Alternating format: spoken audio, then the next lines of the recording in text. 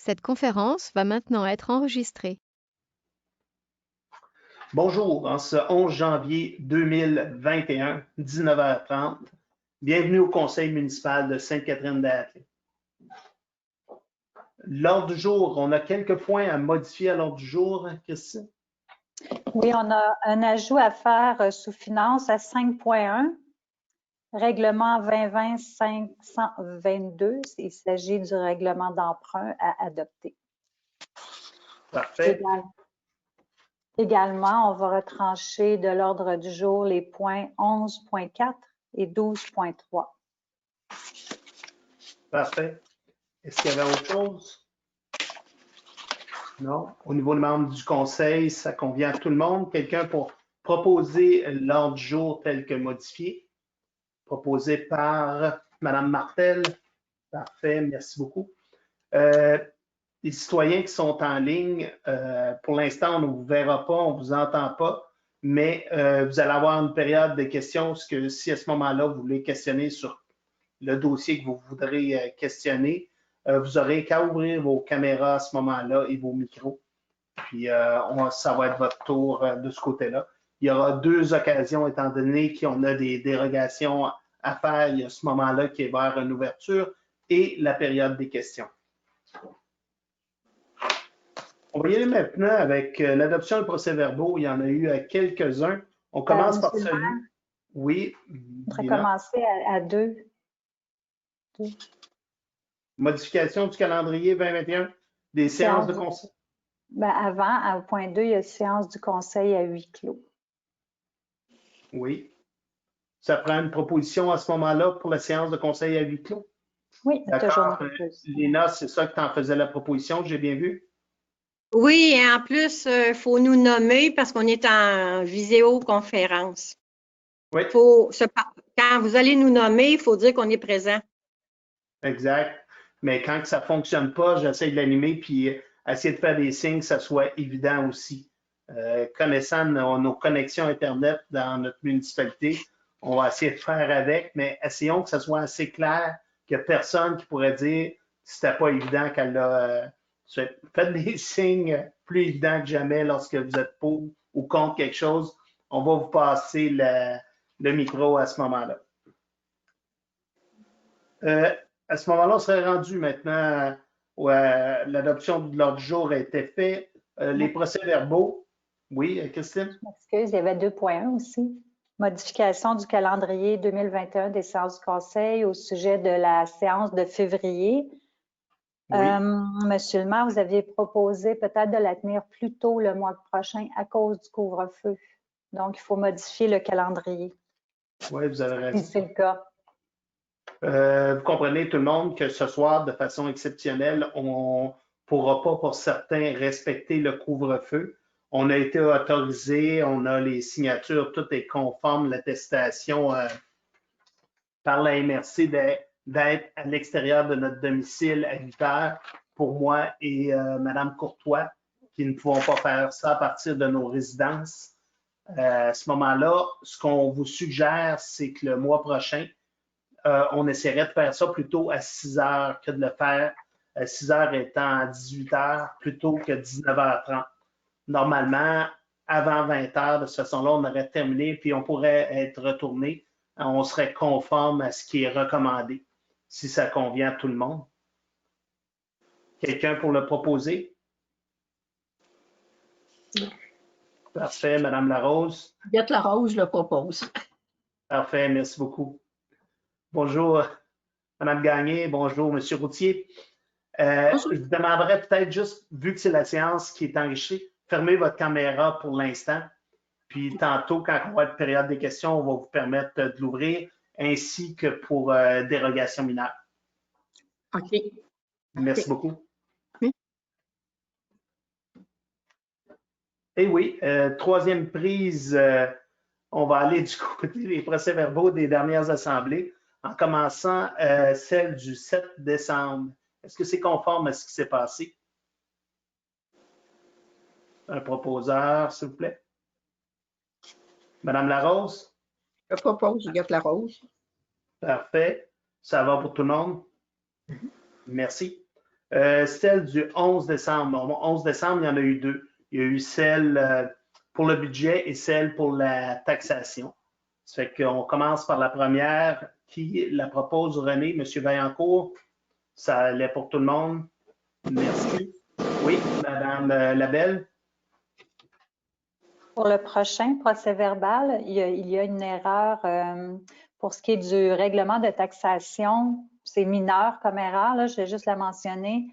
Au point 2, adoption du règlement. Dans le titre, on voit taxation 2021, mais ensuite, après les considérants, là, juste avant l'article 1, il faut corriger pour taxation 21, c'est écrit 2020. Oui, parfait. Vous parliez de la deuxième, donc celle sur la taxation. Parfait. Quelqu'un prêt à proposer avec la modification? Madame Blouin? Parfait. Oui. Ça allait pour tout le monde? Merci. Côté finances, on a le règlement d'emprunt, les travaux majeurs qui vont avoir lieu cette année. Le règlement d'emprunt, c'est pour couvrir l'argent qui va nous être subventionné. C'est la partie des subventions qui vont être couvertes par ça. Les intérêts vont être payés par le gouvernement et tout ça, mais c'est la municipalité qui fait l'emprunt à ce niveau-là. Madame Labelle? Donc, il s'agit du règlement 2020-522, décrétant une dépense de 3 548 649 $ et un emprunt de 2 114 299 $ pour l'exécution des travaux de voirie des chemins ruisseaux Nord-Attelé et rue Armand-Chesnay.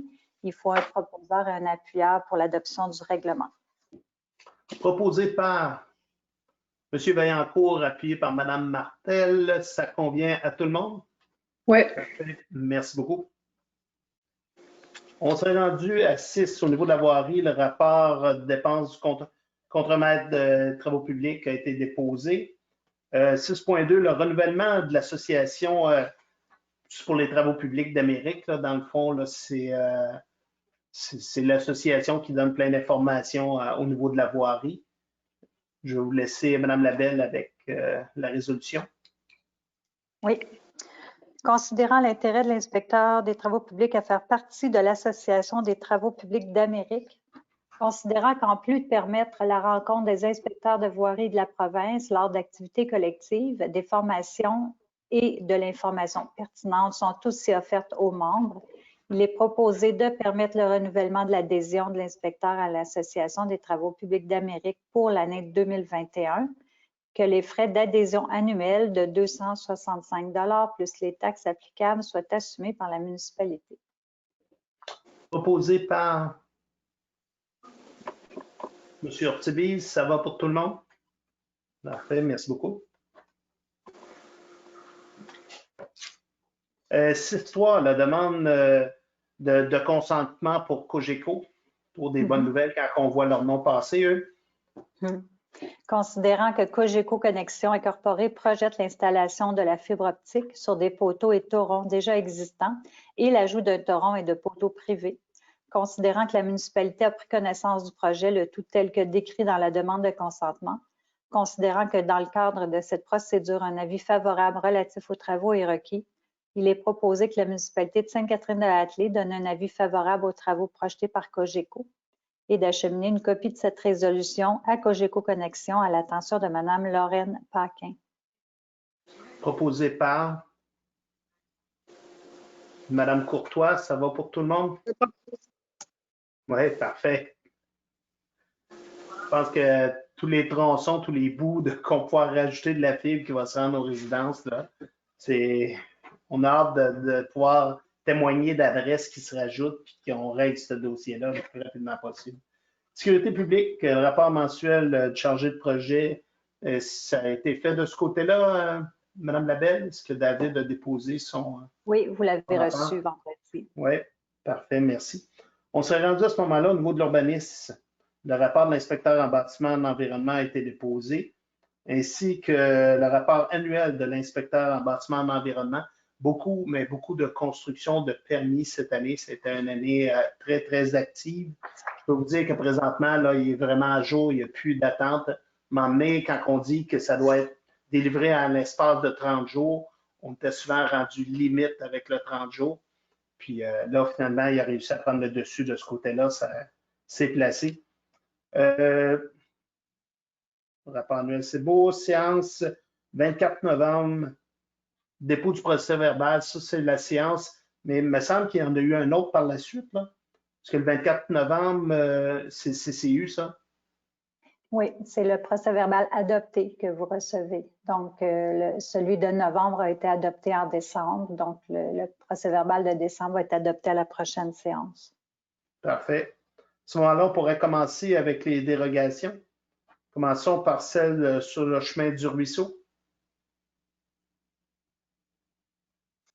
Considérant qu'un comité consultatif d'urbanisme a été constitué conformément aux dispositions de la loi sur l'aménagement et de l'urbanisme et qu'une demande de dérogation mineure peut être accordée pour toutes et chacune des zones prévues par le règlement de zonage. Considérant que la demande consiste à autoriser la création d'un lot en partie dans la zone agricole A4 et l'autre partie dans la zone ID9, dont la largeur serait de 51,80 mètres et dont la superficie serait de 4000 mètres carrés, afin de séparer la résidence du propriétaire de sa terre agricole. Considérant que lorsqu'une opération cadastrale vise un lot ci sur 2 zones, ce sont les normes de lotissement pour la zone la plus contraignante qui s'appliquent. Considérant que l'article 7.4 du règlement de lotissement de la municipalité indique que la largeur minimale pour la création d'un nouveau lot en zone agricole est de 250 mètres et que la superficie minimale pour la création d'un nouveau lot en zone agricole est de 10 hectares, soit 100 000 mètres carrés. Considérant que la maison du propriétaire se trouve dans la zone ID9 et que son garage résidentiel, lui, détaché de la maison, se trouve dans la zone A4. Considérant que les démarches pour la demande à portée collective de la MRC en lien avec l'article 59 de la LPTAA, la loi sur la protection du territoire, et qui vise à créer des îlots déstructurés à l'intérieur desquels il serait possible d'y construire une résidence sans avoir à effectuer une demande d'autorisation à la CPTAQ, était entamée en 2011. Considérant le caractère majeur de la demande qui pourrait entraîner des impacts qu'une dérogation mineure ne ferait pas, et donc une dérogation mineure ne constitue pas l'outil urbanistique approprié dans ce dossier. Considérant la recommandation des membres du CCU le 24 novembre dernier, considérant qu'aucun avis ou commentaire n'a été reçu dans le cadre de la consultation du 7 décembre sur cette demande et que le Conseil a procédé à l'étude des avis reçus, considérant l'importance de la dérogation dans un territoire zoné agricole, il est proposé et résolu de refuser la demande de dérogation mineure déposée par M. Jacques au 630 chemin du Ruisseau pour les lots 5 515 689, zone A4 et ID9. Je propose. M. Ortiz en fait la proposition. Est-ce que tout le monde est d'accord avec cette proposition? Oui, parfait. Ça fait que la demande de dérogation dans ce cas-là est refusée. Excusez, je suis passé un peu vite, par exemple. On aurait pu demander à ce moment-là si quelqu'un aurait voulu intervenir. Normalement, c'était l'étape précédente. Ça fait que je vous permettrais de revenir en arrière un peu. Si quelqu'un est présent spécifiquement pour ce dossier-là, et s'il veut parler à ce moment-ci, il peut ouvrir sa caméra, ouvrir son micro, on pourrait l'entendre. Je vais attendre juste quelques secondes. Si c'est un problème de connexion, vous revenez plus tard, ben, je pense que de façon exceptionnelle, on va l'accepter. On va être certain qu'il n'y a personne qui n'est pas entendu dans un tel dossier. C'est que si au cours de la rencontre, vous réussissez à vous connecter ou à nous joindre, ben, on vous écoutera à ce moment-là sur le dossier. On passerait au point suivant, la dérogation, celle sur la rue de la Loire. Justement, Mme Gagné, M. Routier qu'on voyait tantôt. Expliquez ce dossier-là, s'il vous plaît, Mme Labelle. Je vais lire la résolution.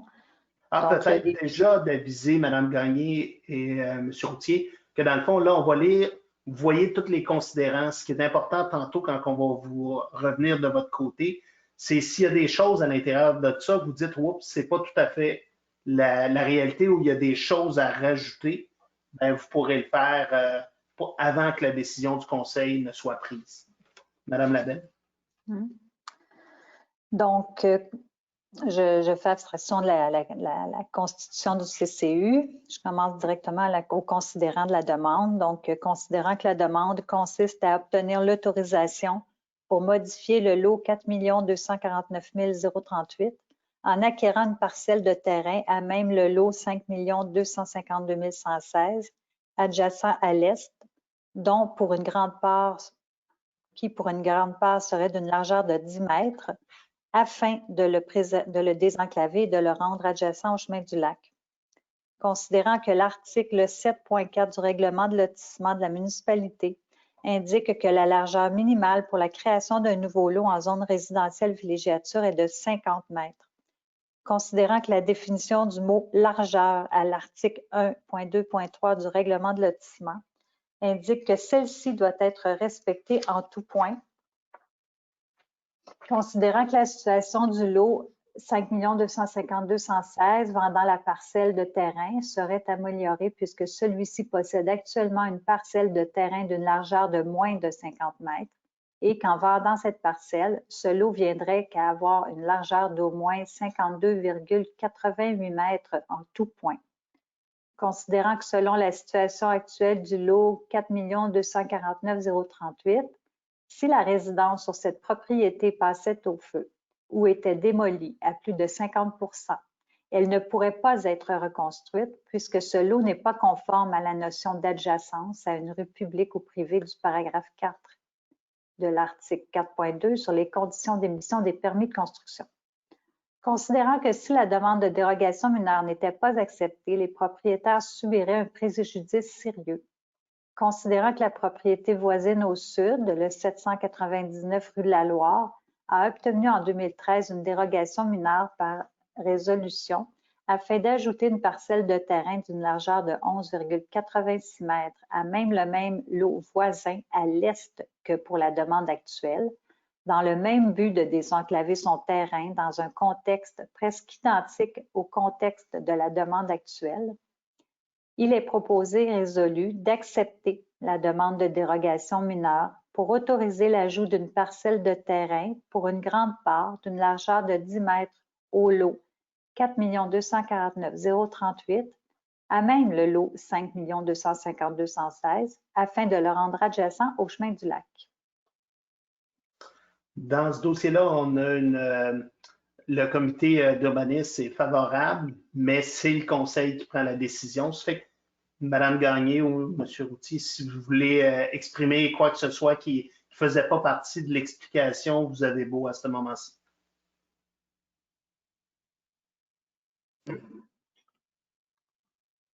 De notre côté, il n'y a rien vraiment de plus à rajouter, là. Ce qui devait être dit a été dit là, dans la page. Fait que,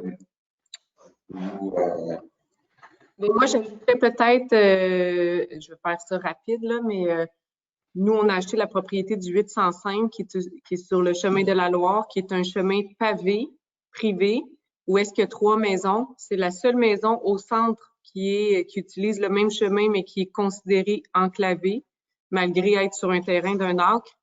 Nous, on a acheté cette propriété-là 625 000 $. On est très content que la dérogation fonctionne. Par contre, peut-être que vous allez nous voir à nouveau parce que dans l'achat du terrain des Dion, M. Dion est considéré inapte à prendre des décisions maintenant. Il est le seul propriétaire de ce terrain-là. Donc, on n'est pas plus avancé pour l'instant. On essaie différentes choses avec quelqu'un qui peut les accompagner. Mais tu sais, quand on y pense, là, ce chemin-là est déjà viable pour 3 maisons de même valeur. On est les seuls qui n'ont pas la dérogation pour, tu sais, on a le droit de passage et tout ça. Je comprends qu'il y a des lois, des normes et tout, mais dans le concret, on fonctionne comme les 2 autres voisins par le même chemin et eux, ils ont des droits. Fait que peut-être qu'on aura à revenir vers vous parce que M. Dion, ça peut, tu sais, je veux dire, on avait une entente, mais malheureusement, il est malade, puis c'est ça, il peut pas prendre de décision. Fait que peut-être qu'on va devoir être créatif et trouver une autre solution pour se désenclaver. Puis c'est une bien belle famille. J'imagine que certains d'entre vous ont connu les Dion, là, puis Gisèle, elle est très gentille, elle est impliquée. Les deux étaient impliqués à la ville de Sainte-Catherine, hein, dans le passé, là. Fait qu'ils nous ont tous conté leur histoire, puis voilà, c'était une petite tranche de vie qu'on voulait vous dire. Mon conjoint dit que Huguette, c'était sa directrice d'école. J'ai proposé la résolution. Pas parce que je gardais Martin, là. Pas Martin. Mais non. Mathieu. C'est un bon garçon. Ouais, il dit, hey, c'est ma directrice quand on a ouvert l'écran. Fait que, ben, nous, en tout cas, on aime ça s'impliquer. On adore Sainte-Catherine. On est rendu à notre 3e propriété. Là, on a acheté aussi le terrain voisin chez nous. On veut s'impliquer éventuellement avec la ville. Fait que si vous avez des projets et vous avez besoin de bras, ben, on est là. On est là, puis je reviendrai avec vous aussi pour un projet. On cherche un terrain pour la Fondation Joya. Là, je suis dans le Varia, là, mais la Fondation, c'est pour les enfants avec maladies orphelines, avec des diagnostics fatals. Nous, on fait des activités pour eux. C'est une fondation qu'on a depuis 3 ans avec Dermapur. Puis, on a 13 familles de qui on prend soin maintenant. Mais en tout cas, on cherche un terrain dans une ville de l'Estrie où est-ce qu'on pourrait construire un lieu où les parents et les enfants viennent se reposer. Fait que je reviendrai vers vous, M. Demers, si vous avez des terrains à vendre à bon prix pour une cause qui aide les enfants. Parfait, merci. J'ai laissé étirer parce que d'habitude, on se concentre vraiment sur la dérogation, mais étant donné qu'on n'est pas en personne, ben là, je permets de prendre un peu plus de place. Merci de votre présentation. Je retournerai vers le conseil en ce moment-ci. Est-ce qu'il y a quelqu'un qui est prêt à proposer? Madame Larose a fait la proposition. Est-ce que tout le monde est d'accord avec la proposition d'accepter la dérogation? Oui, ça semble être clair pour tout le monde. Ben, merci à vous deux. Oui, c'est accepté. Du moins, j'espère que ça puisse avancer, mais vous avez raison qu'il faut trouver une solution. C'est un dossier qui est très administratif, j'oserais dire, quand j'ai pu le regarder aussi. Puis, j'étais surpris des façons, mais comme vous le dites aussi, il y a des lois, puis il faut trouver la façon que ça corresponde. Puis quand vous offrez vos bras pour connaître particulièrement les bras de Mathieu, je pense que ça peut être assez solide en cas de besoin. Oui, c'est ça. Il livre des comptoirs de quartz, pour ceux qui savent pas. Mais... non, j'ai aucun doute. C'est bon. Bon, mais on vous laisse continuer. Donc, nous, on va quitter, puis je fais un suivi avec l'administration. C'est bien ça? Oui, exact. Dès demain, dans le fond, la résolution va cheminer de notre côté. C'est sûr que si le propriétaire n'est pas là pour accepter la vente, ben là, on comprend que ça rend les choses plus compliquées. Là. Merci à vous deux. On tiendra au courant. Merci beaucoup. Merci. Bonne fin de soirée. Bonne fin de soirée. À ce moment-là, on serait rendu à l'autre dérogation mineure, celle chemin Vallière. Ah, c'est un droit de parc. J'ai dit dérogation, mais on parle d'un droit de parc chemin Vallière, excusez. On ne vous entend pas, Madame Labelle. Hein? Bon, vous avez reçu la carte qui allait avec le dossier. Donc, il s'agit du lot 6 376 673 au chemin Vallière. Considérant que la municipalité peut, en vertu de sa réglementation, réserver une partie d'un terrain à lotir au fait d'y installer des activités de parc et terrain de jeu ou requérir le paiement d'un montant égal à 5 de la valeur du terrain à lotir, considérant la situation décrite au dossier de la subdivision du DILO du cadastre du Québec, il est proposé d'exiger le versement des droits de 5 dans le dossier inscrit au préambule de la présente résolution, soit un montant de 4 180 $. Proposé par M. Ortibiz, ça va pour tout le monde? Merci beaucoup. On serait rendu à 9 côté environnement, le rapport de l'inspecteur en foresterie, Emilio Limbaud. Vous l'avez reçu également vendredi. Et 9.2, le rapport mensuel du chargé, l'inspecteur en environnement qui est David. Oui. C'est fait. 10, loisirs, on n'avait pas d'éléments de ce côté. 11, on tomberait au niveau administration. On commence avec le rapport de dépenses qui était déposé de la directrice générale. 11.2, oui. Vous avez 2 mois dans un, là, si vous n'avez pas Ouais. remarqué. OK. 11.2, Québec municipal, c'est le renouvellement de la revue. Oui, au montant de 520,20 $ plus les taxes applicables. Parfait. Proposé par Mme Blouin. Ça va pour tout le monde? Merci. 11.3, la demande financière 2021 pour Sentier Nature Tomoufbia. Considérant la demande de succès financier d'une somme de 550 $ de Sentier Nature Tomoufbia, un organisme qui est voué à l'entretien et la mise en valeur d'un sentier cyclable qui s'étend sur 19 km dans l'emprise d'une ancienne voie ferrée dans la vallée de la rivière du même nom. Considérant que les sommes amassées permettront à l'organisme, entre autres, la stabilisation des rives à 3 endroits et la réparation de la piste pour un montant estimé à 37 000 $. Considérant que la municipalité a supporté l'organisme en 2020, il est proposé de contribuer pour un montant de 550 $ aux activités de Sentier Nature Tomoufbia, à même le poste concerné des prévisions budgétaires 2021. Parfait. Proposé par Mme Martel. Ça allait pour tout le monde? Merci beaucoup.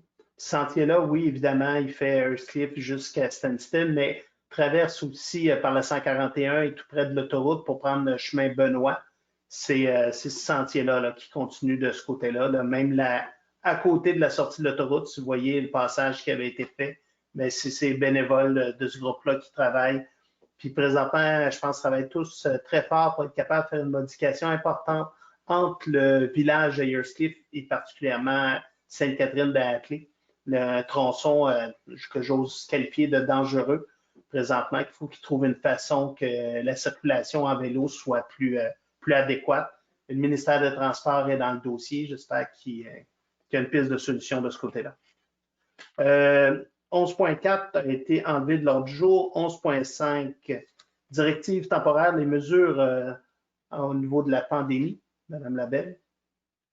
Considérant que la municipalité a le devoir de protéger la santé, la sécurité et l'intégrité physique de ses employés et d'assurer la sécurité de tous dans leur milieu de travail, considérant que tout employé a l'obligation de prendre les mesures nécessaires pour protéger sa santé, sa sécurité et son intégrité physique et de veiller à ne pas mettre en danger celle des autres employés ou de tiers qui se trouvent dans son milieu de travail, considérant que la pandémie avait été officialisée le 11 mars 2020, considérant que la COVID-19 se transmet notamment par le contact étroit avec une personne infectée ou lors du contact des mains avec des surfaces infectées et que l'employeur souhaite prévenir la propagation de ce virus au sein de son organisation, considérant l'adoption de la directive temporaire de mesures en cas d'épidémie en avril 2020 par la résolution 2020-0400, il est proposé de reconduire la fermeture du bureau de la municipalité,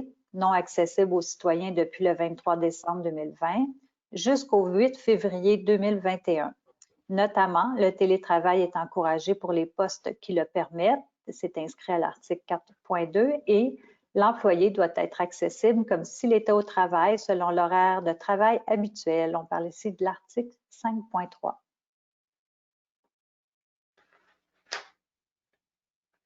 Parfait.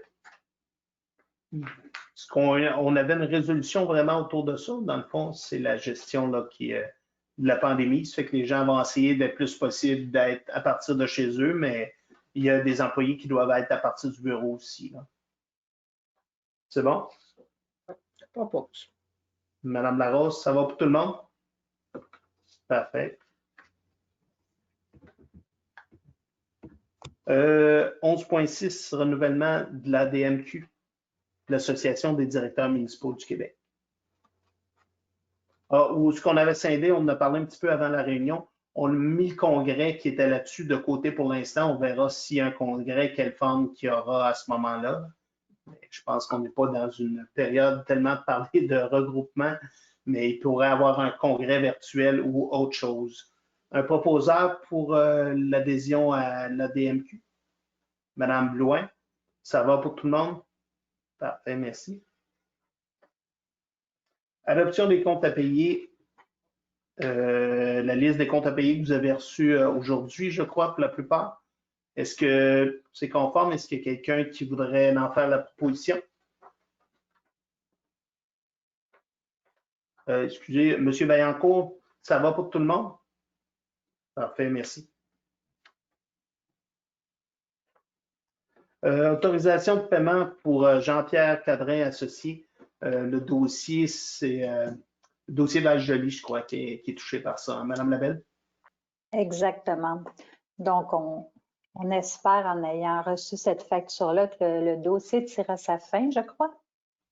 Considérant le mandat qui avait été donné à la firme Jean-Pierre Cadrin et Associés afin de procéder à l'évaluation foncière dans le dossier d'expropriation des lots 4 249 004, 4 249 803 et une partie du lot 4 249 051 rue du Val-Joli en juin 2018.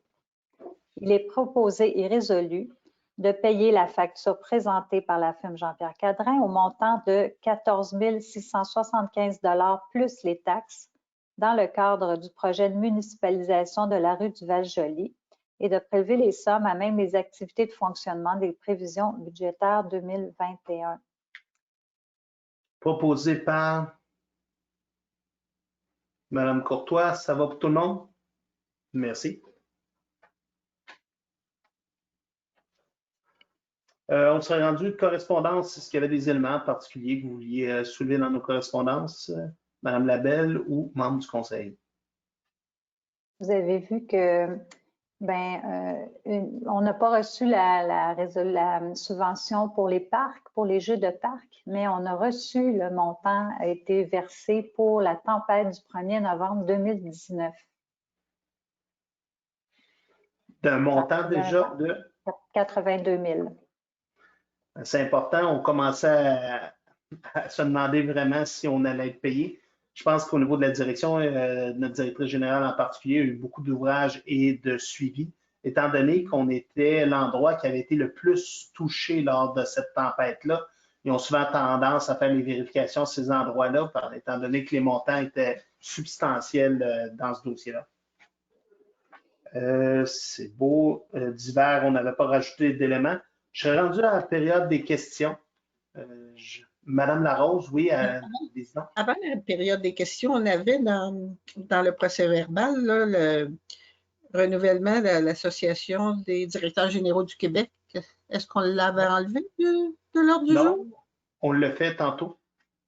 Oui, tout ce qu'on a enlevé, c'était la section congrès qui avait à ça. Mais on avait gardé l'Association des directeurs, l'ADMQ, qu'on a parlé tantôt, c'est ça. L'ADMQ, OK. Oui.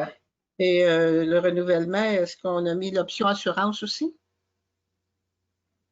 Parce que dans la résolution, là, si on regarde en bas de la page 2002. Madame Labelle. La résolution a été adoptée telle quelle, effectivement, sauf le congrès. OK, c'est bon. Oui. Ça vous va? Je ne l'ai pas lu, c'est vrai que je ne l'ai pas lu. Oui, c'est pour ça que... Non, c'est ça. On l'a proposé, mais Voulez-vous que je la lise? Non, ben, moi, c'est correct, là. Ah, vous convenez? C'est correct. Oui, bon, parfait. Merci. À ce moment-là, est-ce qu'il y a d'autres commentaires, questions au niveau de membres du conseil? Non? Parfait. On serait rendu à la période des questions. S'il y a des gens en ligne qui veulent tout simplement ouvrir, ah, mais parfait. C'est fun de voir que ça fonctionne. Une action rapide. Caméra, micro. On vous écoute à ce moment-ci. Merci. Bonsoir, vous m'entendez bien? Oui, très bien. Bonjour, mon nom est Éric Gauthier. Alors, tel qui a été convenu dans les derniers conseils 2020, alors je voulais savoir où le CCU en était rendu dans ses analyses concernant le terrain qui était derrière le 1060 Chemin du Lac.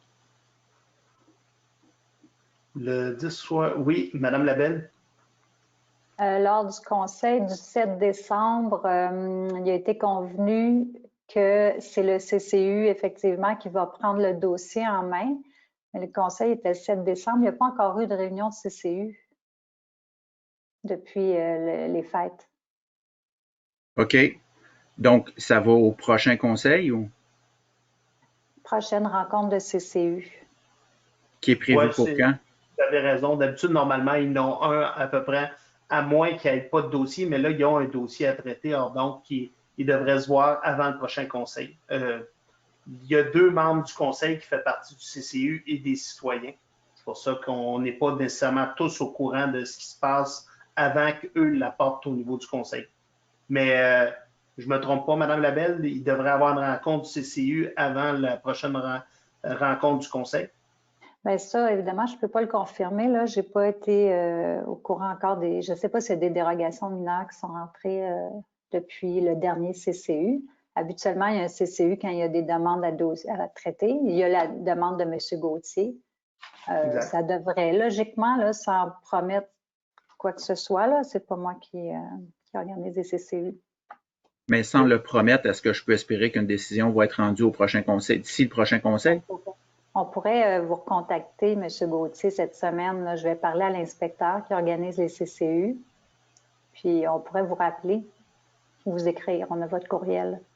Bon, ben je reste à votre disposition. Merci, bonne soirée et bonne année 2021. Merci. Ben, pareillement, j'ai bien hâte de voir ce qu'est le dossier comme tel. Là. Pour moi, là, ça ne me parle pas pour l'instant. On va voir ça prochainement. Puis nos 2 membres du conseil qui sont au CCU, ben, vous aurez à nous donner l'enlignement des citoyens aussi de ce côté-là. Puis j'en profite aussi, il y a 2 ans, on se rencontrait probablement pas mal à même date. Vous avez un nouveau pompier sur le territoire de Sainte-Catherine de Hatley qui fait partie de la régie maintenant. Ah, ben parfait, oui. Bravo, merci. Bonne soirée à vous. Oui, content de m'avoir. C'est un dossier qui avance dans la prochaine année. Il y a plein de choses de ce côté-là qu'on va entendre parler de nos services d'incendie et régie, Manfred Mag-IS particulièrement. Bonne fin de soirée. Est-ce qu'il y avait d'autres citoyens qui étaient en ligne qui auraient voulu parler ou questionner sur le dossier qu'ils veulent? Moi, j'ai une question par courriel, reçue par courriel. Oui, allez-y. Même si je crois que Julie et Michaud sont là, mais je vais lire leurs questions. Oui. Bonjour et bon début d'année. J'aimerais poser la question suivante aux membres du conseil. Est-ce que la municipalité a considéré faire le changement pour le paiement en ligne des taxes municipales à partir de cette année? Il semble que le contexte du confinement serait un bon moment pour faire cette transition. Donc, elle explique que sur le site de sa banque, nous, on n'est pas dans la liste des municipalités. Donc, voilà pour la question. Puis, au niveau administratif, est-ce que c'est quelque chose qui est plausible? Oui, j'en ai parlé avec la responsable aux finances. Là, on avait déjà fait une démarche il y a 3-4 ans. Puis, la réponse avait été que qu'une municipalité n'a pas de compte en banque dans une banque, ça implique que chaque transaction soit facturée à la municipalité. Donc, l'information que j'avais jusqu'à maintenant dans le passé, c'est que c'est la raison pour laquelle Sainte-Catherine de Hatley ne se retrouve pas dans la liste de toutes les banques. C'est pour ça qu'on est Banque nationale et Caisse des Jardins, mais on va refaire une validation parce que la réponse datait de quelques années. Parfait. Puis, regardons ce que seraient ces frais-là. Ça correspond à quoi les frais bancaires pour une transaction? Est-ce que pour ceux qui voudraient passer par là auraient ces frais-là, peut-être que ça les évite de se déplacer pour quelques dollars, ça vaut peut-être le coût. Si le coût est beaucoup plus élevé, bien, ils auront peut-être une décision à prendre de ce côté-là. Les frais, c'est pour la municipalité, en passant. Ouais. Bien, peu importe, si on a des frais, peut-être qu'on décidera de le charger aux citoyens. Là, je comprends qu'eux nous le facturent, mais si on a un coût, tandis qu'on n'a pas avec la Banque nationale et avec Desjardins, ben, ces frais-là, on a sûrement le droit de le facturer à ceux qui encourent ces frais-là à ce moment-là. Là. On verra ce qu'on fait avec ça. Puis les coûts, ça dépend aussi du montant qui sera rattaché à ça. C'est bon? Est-ce qu'il y avait d'autres questions? Madame Labelle? Non. OK. Merci beaucoup. Bon, quelqu'un pour proposer la levée de l'Assemblée? Madame Blouin? Ça va pour tout le monde? Merci beaucoup. Ça fait que je vais vous demander quand même les membres du conseil de rester en ligne. Puis on va juste demander aux citoyens, maintenant, peuvent quitter, l'Assemblée est finie, on va arrêter l'enregistrement.